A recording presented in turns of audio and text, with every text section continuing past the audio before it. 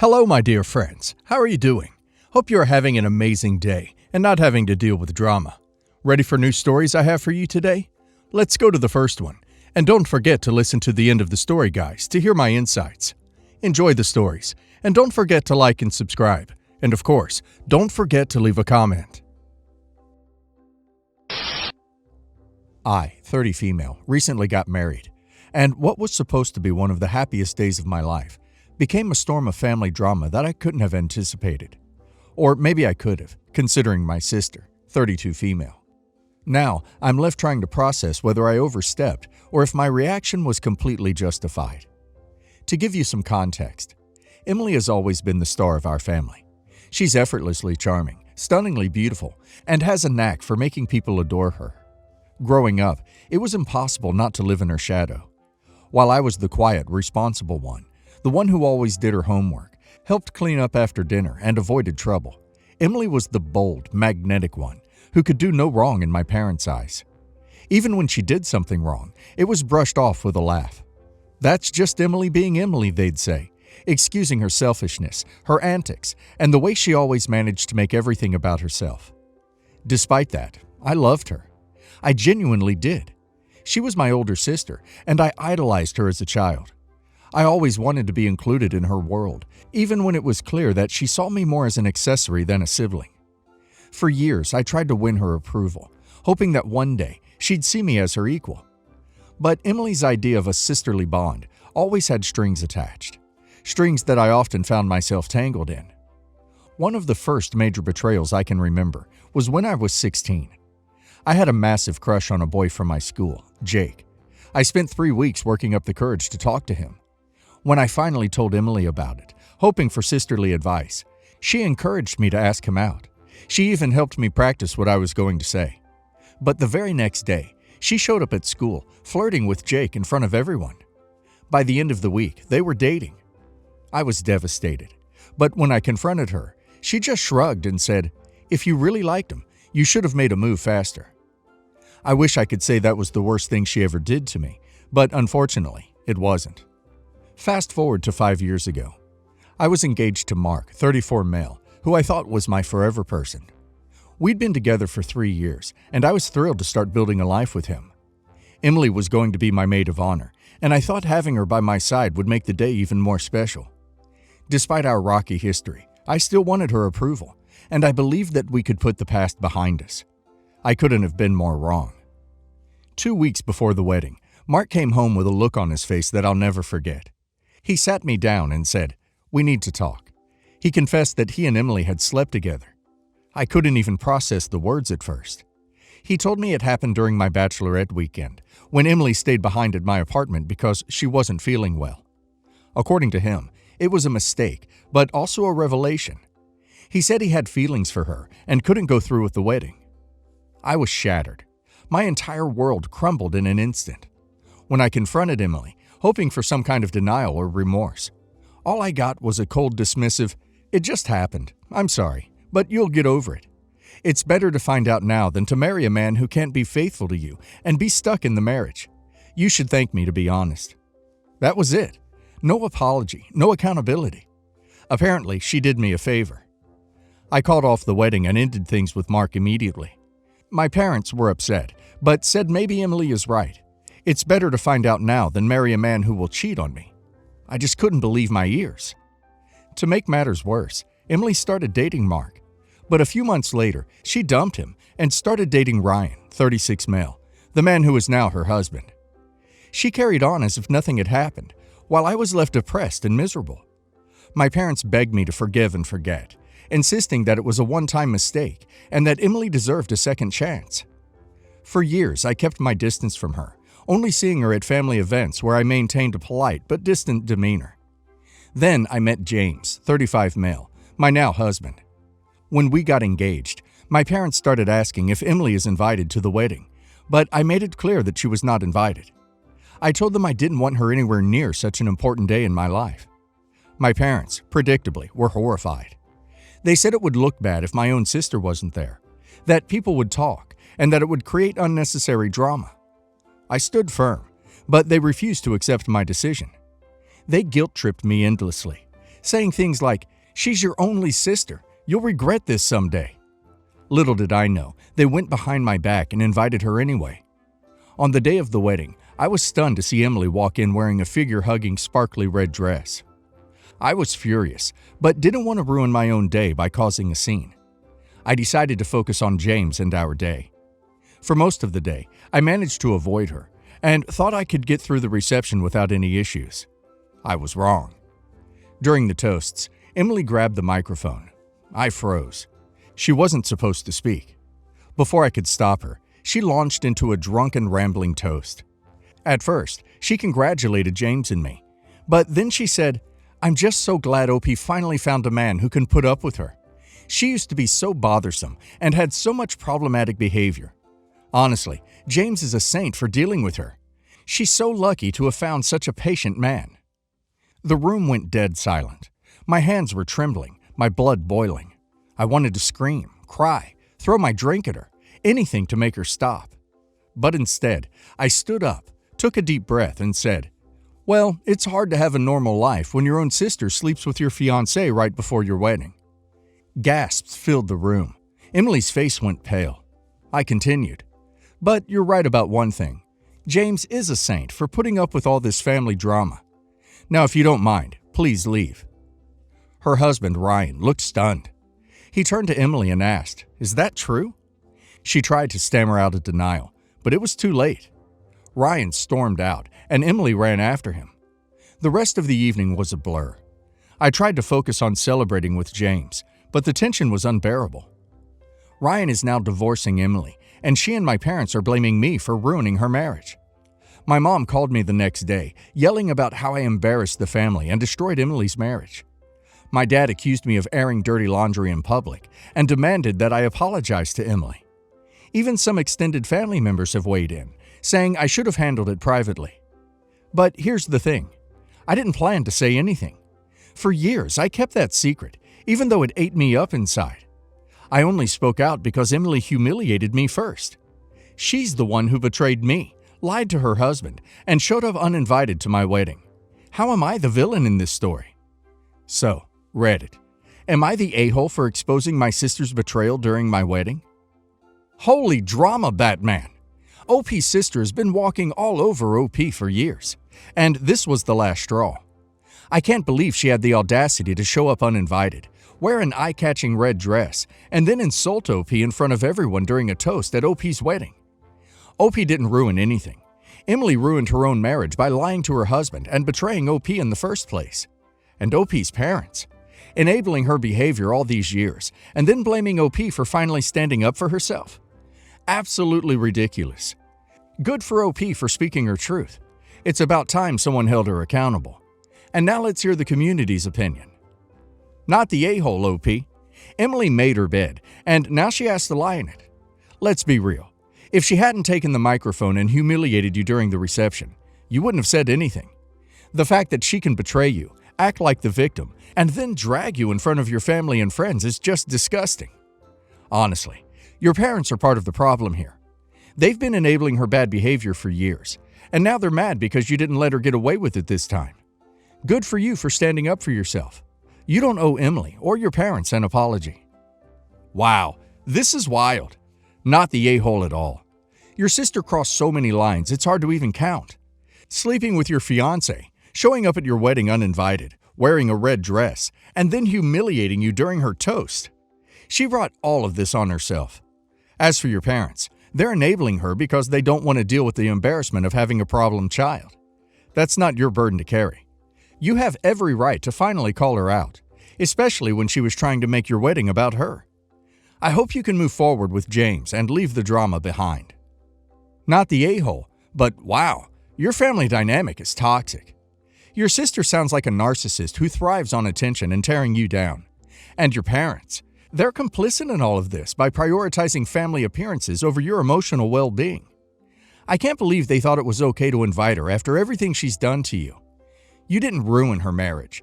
Her lies and betrayal did that. Ryan deserved to know the truth. And frankly, she deserved to be called out after what she said during her toast. Good on you for setting boundaries. You're better off focusing on your new life with James. My 21 male. Parents are paying all of my college tuition. I'm going to a college far away from home, which is much more expensive than colleges closer to my home. I have no financial aid or scholarships.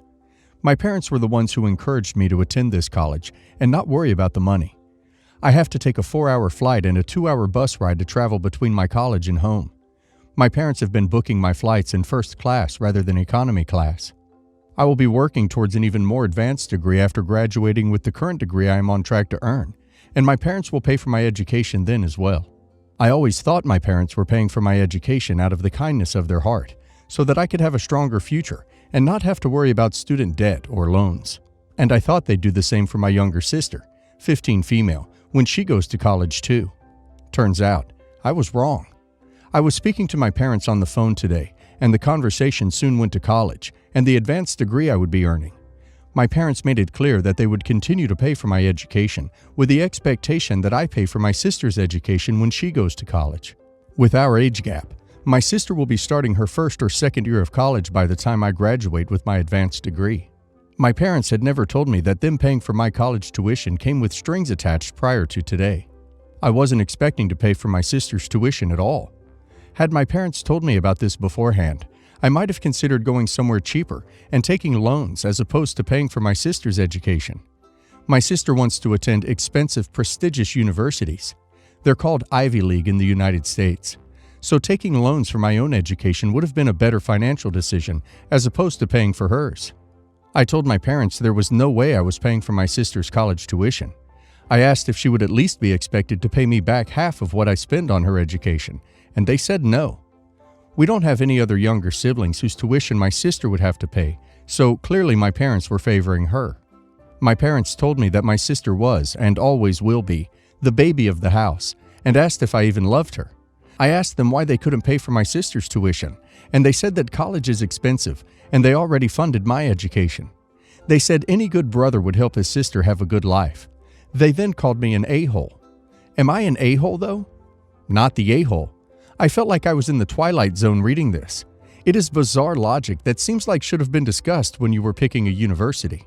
Not the a-hole. Are your parents loons? Why would they assume you can even pay for your sister once you graduate?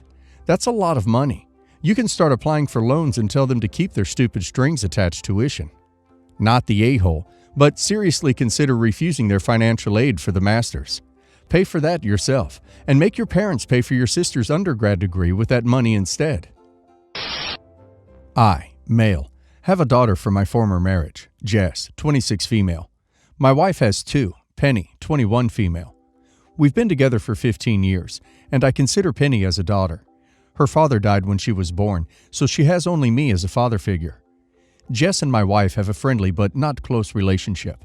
She and Penny don't like each other since they were young, and despite having tried in the past to get them closer, we gave up. As the title informed, her wedding took place on 1/6. She invited me to walk her down the aisle, and I accepted. She only invited my wife. 5 hours before the ceremony, we received a call from the police saying that Penny has been in an accident and we needed to go to the hospital, an hour away from the city. We didn't know the size of the accident. They didn't want to inform us over the phone, so we went to the hospital. It was a serious accident, and her health condition was delicate, and we only managed to see her very late, 11 p.m. But until that, we stayed outside the hospital waiting to hear from her. When I found out that the accident was much more serious, 4 p.m., wedding 7 p.m., I called my daughter and told her what had happened, that we didn't know what was really going on or if she would survive. But because of that, I wouldn't be able to leave the place until the situation stabilized, so I couldn't go to the wedding, and I apologized profusely. She didn't even ask how Penny was doing, and just started screaming into the phone that I was choosing my stepdaughter over my biological daughter at the most important moment of her life, asking how I could do this to her, etc. I got the unpleasant bonus of a call from my ex about stressing her out and making our daughter cry on her wedding day because I can't get to have the father-daughter moment she's always dreamed of. Penny's situation is serious, but it comes out of critical, and there were 72 hours of, after the accident, uncertainty whether she would survive or not. She remains in the hospital in a coma, but is slowly getting better. I have tried several times to call Jess and have a proper conversation, but she refuses to talk to me. Am I the a-hole? Extra. I forgot to put it in the text, My mistake. One of the many things she yelled at me was that I walked Penny down the aisle at her wedding, and she didn't get this. Besides her not being the first, I didn't even walk her down the aisle, etc.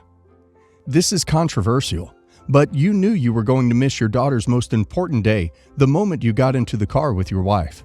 Why didn't you stay at the wedding to support your daughter while your wife went to look after Penny? Importantly, what are you going to do to make up for it? Or has Penny always been your focus? Everyone sucks here. You were really in a tough spot. I wouldn't say you're the a-hole, but it doesn't matter what a bunch of internet strangers think. You made the decision you did, and it obviously has affected your relationship with your eldest. Making the right choice doesn't mean you get off the hook for that choice hurting others. I would be absolutely devastated if my dad missed my wedding, even if he had a good reason. If you want to continue to have a relationship with your daughter, you're going to have to find some way to make it right with her. No a-holes, because there was no good options. But choosing to sit at a hospital and waiting to see if you would be allowed to see your stepdaughter instead of walking your daughter down the aisle deeply wounded Jess. If she does ever speak to you again, please start by apologizing profusely. She may have already decided that you are dead to her as a way to protect herself from being heartbroken over your choices in the future. My stepdaughter, Tara, 27, recently got married. I've been with her mother for 10 years total, so she didn't grow up with me around. She has her father and his family in her life. She's not extremely close with my side of the family, and that's fine. 6 days before her wedding, my father died unexpectedly. The people invited to her wedding from my family was myself, my 2 kids, my brother, and one of my sisters. I flew out to see my mother immediately and was gone 2 days. My wife wanted to stay behind to help Tara with her wedding prep. My mom and aunt handled the funeral arrangements. They were aware of Tara's wedding and tried to be mindful of it, and also give our family time to get in town for the funeral. One funeral home serves the area my parents live in, and the dates available for service were 3 before the wedding, day of the wedding, day after the wedding. They went with the day after. My siblings skipped the wedding since they live in different states and would only be able to get time off and afford to travel for one ceremony, so they went only to our father's funeral. My kids and I stayed for Tara's wedding, took photos, and left right after the ceremony since it was a 6-hour drive, and airline prices were insanely high, and I'd already dropped a good bit of money on the first flight after Dad died. Day after the funeral, those of us who missed the wedding were sent requests for $125 by Tara as a refund for meal and favor bags. My kids and siblings asked if she was serious, and I told them I'd call her to find out. When I called, she said she was serious, and we had cost her money and owed her for missing her wedding. Tara and my wife think we all should have stayed for the wedding and reception and left afterward. I told them both before the wedding that wouldn't be doable and why. My brother and sister couldn't afford 2 plane tickets or get that many days off, and they had sent their apologies and wedding gifts to her. I also pointed out we couldn't all fit in one car to drive there. My wife insists I should pay all the refunds, and my mother shouldn't have scheduled a funeral the day after the wedding, and worse for me to leave on Tara's wedding day. I might be an a-hole because I told Tara we gave her and her husband a few days heads up we wouldn't be attending the reception, so it's not like they got blindsided, and to demand refunds over a funeral was beyond reasonable. Not the a-hole. No one owes a couple a refund for missing their wedding under any circumstances. Life happens. But it is especially egregious to charge people who missed the wedding for a funeral. Unspeakably cruel to do so for people who are attending their father's or grandfather's funeral. I'm really shocked by how calm you seem about this. This was unthinkably callous on her part. Not the a-hole. That's extremely tacky and absolutely heartless on Tara's part. And she's the only a-hole in this story. She owes your family an apology, in my opinion. Not the a-hole. Tara has no compassion, is greedy, tone-deaf, and her approach is profoundly stupid. Look up the concept of sunk cost. Her money is gone regardless, but she came out ahead if she kept the leftovers. So I, 33 female, hosted Easter dinner this last Saturday. My immediate family, husband and kids, are taking our first camping trip of the year next weekend, so we had to do Easter early. A quick note on who all came. There was my grandma, 70s, my mom and dad, 60s, my uncle and his wife, 50s, my siblings, 20s, male and female, my sister's husband and kids, 20s, 3 female, 6 female, my 2 cousins and their families, 30 male, 20s male, 20s female, 8 female, 7 male, 3 female, 2 female, 2-month-old, and my brother-in-law and sister-in-law, 30s. We have a pretty big group, but a ton of space, enough to host without it feeling crowded. Now, the problem with my family is they are needy, for a lack of a better word. They are constantly needing my help and care. From my generation to my parents and uncle, to my grandmother, I barely have time to tend to my own family.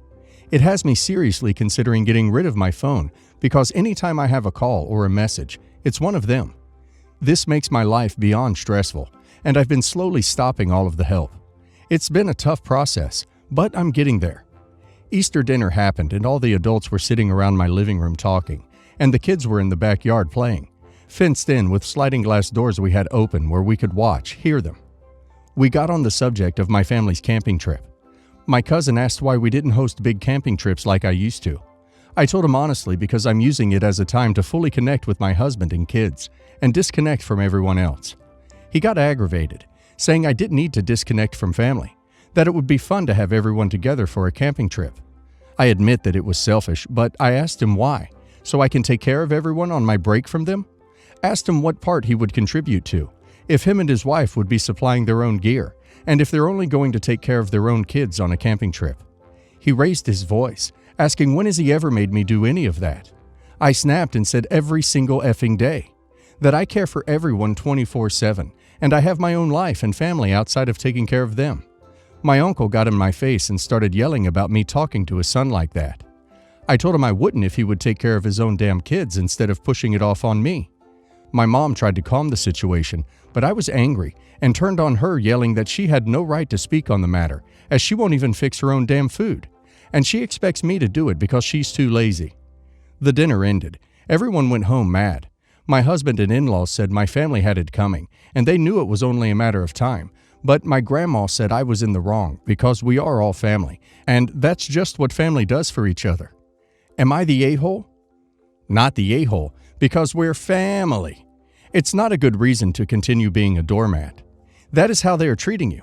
You host and do all the work, while they get to relax and enjoy being waited on. You told them the camping trip was for your family unit alone, and the other guy had to push for an answer why you weren't bringing the entire family. If he didn't want to hear an honest answer, he shouldn't have pushed so hard. Not the a-hole. I think all of that needed to be said, probably for years and years now. Isn't it hilarious that your spoiled entitled cousin had the balls to ask why you didn't plan a family camping trip, instead of saying, "Thanks for hosting an early Easter for us to spend together, cousin. Here's some money to help out with the cost. By the way, I'd really like to host a family camping trip for everybody to enjoy together. What days would be good for your family?" I imagine none of those words or thoughts have ever crossed your cousin's mind. OP, your family of origin has shown you who they are. It's okay to believe them now. And the nerve of your uncle getting in your face, in your house, after you invited them into your home, made a meal for all of them, that right there is the glaring reason your cousin is such an a-hole. And I'm sorry to say, but your grandmother who supported their behavior is the ringleader of that freaking circus. It sounds like you have made a lovely family with your husband and children. His extended family is more supportive of you and your family's needs and decisions, and those are the kind of people that you guys should surround yourselves with. You can still love your family of origin. You just need to love them from a distance for your own well-being. You did great, and keep standing up for yourself and your family. Not the a-hole. We're family isn't a blanket excuse for demanding anything and everything. It's healthy to set boundaries, and it sounds like you need to do so ASAP. Blowing up wasn't the ideal way to have that conversation, but you've bottled it inside for so long. Who can blame you? My cousin is a flight attendant. I can't disclose which company, but it's a European one. She's been working as a flight attendant for the past 5 years, and 3 of the 5 years she's happened to work during holidays. The only year she had the holidays off was in 2020 because of the restrictions in place, but she didn't get to enjoy the holidays due to the situation back then. This year, she was supposed to have New Year's and Easter off. On New Year's, she got a call last minute that another attendant got sick, so she would have to cover her.